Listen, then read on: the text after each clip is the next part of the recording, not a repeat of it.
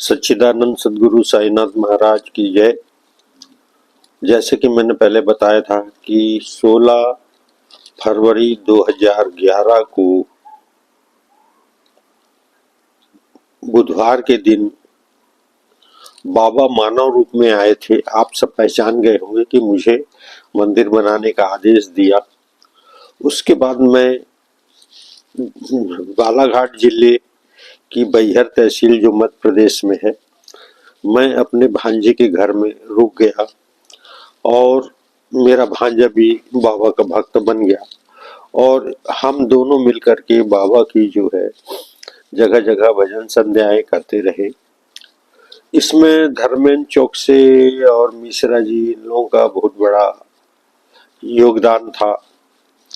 धर्मेंद्र चौक से जब आए तो हम जगह जगह धर्मेंद्र चौक से लेकर के जाते थे और हम लोग चंद दान मांगते थे मंदिर के लिए। इस तरीके से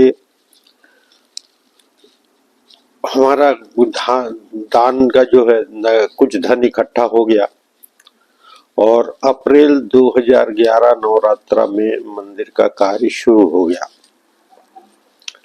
उसी बीच मेरे भांजे के यहाँ हमेशा हर मंगलवार को भजन संध्याएं आयोजित होती थी और भक्त लोग आते थे और विभिन्न शहरों में हम लोग करते थे। तो 6 जुलाई 2011 को जब हम लोग भजन कर रहे थे तो उस समय बरसात हो रही थी। तो एक मेंढक कहीं से आया, बहुत बड़ा मेंढक था, लेकिन वो बड़ा विचित्र क्वालिटी का मेंढक था। तो मेरे भांजे ने, रतन ने कहा कि बाबा जी आप यहाँ बैठ जाओ, यहाँ पे बैठ करके भजन सुनो।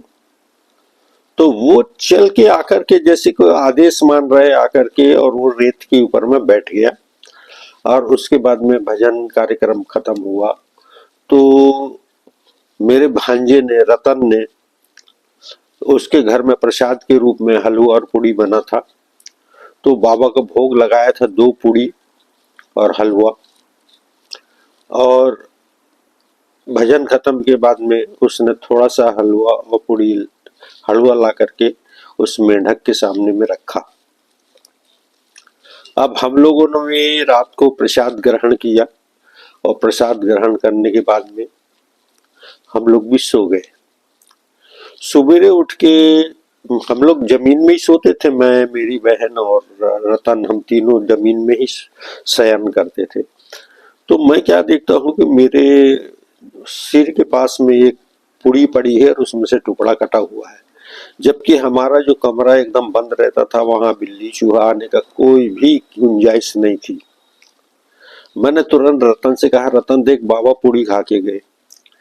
तो 2 पूड़ी और हलवा का भोग लगाया था, तो जो कागज ढका हुआ था उस कागज को मैं बोला कागज हटा के देख। तो उसने कागज हटा के देखा, एक पूड़ी नहीं थी और उसमें से हलवा निकला हुआ था और जो पूड़ी नीचे गिरी हुई थी, जो आधा जिसमें से टुकड़ा निकला हुआ था। फिर हमने सबको प्रसाद दिया। अब मैं इस ड्रेस की चर्चा करता हूं आपसे कि मेरे को और मेरे भांजा रतन को, हम लोग जो है ना, दोनों को ऐसा धुन सवार था। तो मैं अपना चेहरा भी है ना मैं नहीं देखता था और बस बाबा की पूजा, बाबा का भजन और मंदिर के कार्य की, इस प्रकार से कार्य चलते रहा। एक दिन मैं पूजा में बैठा हुआ था तो मेरा भांजा रतन आया और उसने एक सफेद कपड़ा लाके मेरे सिर पे बांध दिया। बोले बाबा जी आज से आप बाबा हो और ये कपड़ा हमेशा सिर में बांध के रखना। तब से मेरा ड्रेस जो है, इसी ड्रेस में मैं रहता हूँ और इस प्रकार से हम लोगों का निरंतर प्रयास से मंदिर का कार्य चलते रहा।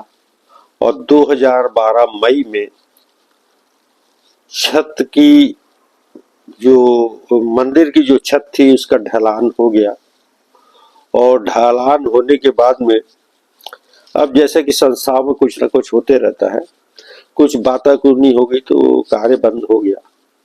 तो मैं भी अपने गृह नगर 1-1.5 साल के बाद में अपने घर तिल्ला आया। उस बीच में मैं घर में किसी से भी बात नहीं करता था, केवल मंदिर के ऊपर मेरा ध्यान था। तो ये बालाघाट जिले की बैहर तहसील की मंदिर की कथा है। अब आप खुद ही लगाइए कि एक मानव के रूप में बाबा आके कैसे आदेश दिए थे। ये वहाँ की कथा है और इसी के साथ मैं समापन करता हूँ। अगले एपिसोड में इसका पूरा बताऊंगा, डिटेल बताऊंगा। तब तक के लिए सच्चिदानंद सद्गुरु साईनाथ महाराज की जय।